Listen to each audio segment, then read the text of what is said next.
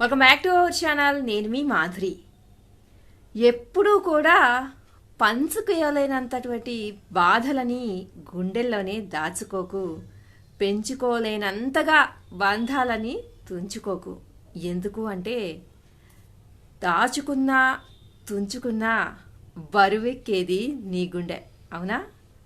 కాబట్టి ఎప్పుడైతే ఎవరితో అయితే అంత సాన్నిహిత్యం ఉంటుందో వాళ్ళతో నీ బాధల్ని పంచుకో. ఎవరైతే నీకు అంతలాగా అభిమానము, ఆప్యాయత, అనురాగము ఇవన్నీ చూపిస్తారో వాళ్ళతో బంధాన్ని పెంచుకో. ఎందుకు అంటే మనం మనుషులం. మనిషి జీవితానికి ఒక సార్థకత ఎప్పుడు వస్తుంది? మనకంటూ ఒక నలుగురు మనుషులు ఉన్నప్పుడు.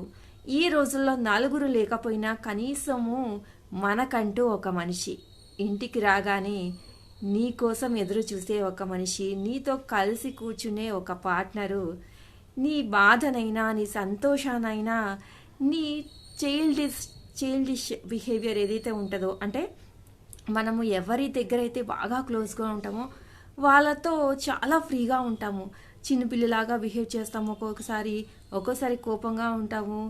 యాజ్ ఇట్ ఈస్ మన పేరెంట్స్ దగ్గర మనం ఎలా ఉంటామో అలాగా బిహేవ్ చేస్తాం. అది ఫ్రెండ్ కానివ్వచ్చు, లైఫ్ పార్ట్నర్ కానివ్వచ్చు, బాయ్ ఫ్రెండ్, గర్ల్ ఫ్రెండ్ కావచ్చు, ఎవరైనా కావచ్చు. మనకంటూ ఉండే మన మనిషి అని మనం ఫీల్ అయ్యేవాళ్ళనమాట. అలాంటి వాళ్ళ దగ్గర మనం దాచుకోలేనంత బాధ ఉన్నా కానీ ఈజీగా షేర్ చేసుకుంటాం. దాచుకోలేనంత పెద్ద పెద్ద బాధలు కాదు, చిన్న చిన్న బాధల్ని కూడా మనం షేర్ చేసుకుంటాం మనతో వాళ్ళకున్నటువంటి రిలేషన్ని బట్టి.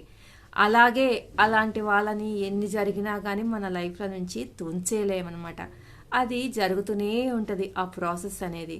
కాబట్టి ఎప్పుడూ కూడా ఇలాంటి వాళ్ళు మన లైఫ్లో ఉన్నప్పుడు మనము వాళ్ళని తుంచేసుకోవడమో దాచేసుకోవడమో చచ్చినా చేయొద్దనమాట. ఇది ఎవరైనా కానివ్వండి, అమ్మాయి కానివ్వండి, అబ్బాయి కానివ్వండి, ఇద్దరికీ కూడా వర్తిస్తుంది. అంత ప్యూర్ రిలేషన్షిప్స్ ఈ రోజుల్లో దొరకడం కష్టమైపోయింది అనమాట.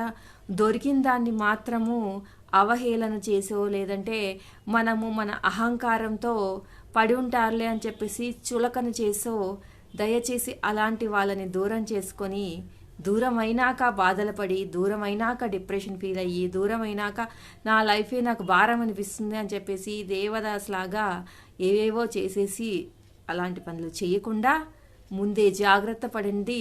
ముందే నీకు దొరికిన వజ్రాన్ని ఇంకా అంతకన్నా ఎక్కువగా దానికి పదును పెట్టేసి అంతకన్నా ఎక్కువ వాల్యూ ఉండేలాగా నువ్వు చూసుకో. కానీ నీకు దొరికినటువంటి వజ్రాన్ని రాయి అనుకొని పొరపడిపోయి ఇది ఎందుకు పనికిరాదు అన్నట్టుగా బిహేవ్ చేసి అనవసరంగా చేతులారా నీ జీవితాన్ని నువ్వే నాశనం చేసుకోకు.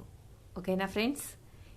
ఎంత ముఖ్యమైన విషయం అంటే ఇది ప్రతి ఒక్కరు చాలామంది చేస్తున్న తప్పే అనమాట. చిన్న చిన్న వాటికి కూడా ఏదో భూతద్దంలో చూసేసి పెద్ద పెద్దవి జరిగిపోయినాయి, పెద్ద పెద్ద అండర్స్టాండింగ్స్ లేకుండా అయిపోయింది లైఫ్లో, కాబట్టే డైవర్స్ తీసేసుకున్నాం, కాబట్టే విడిపోతున్నాం.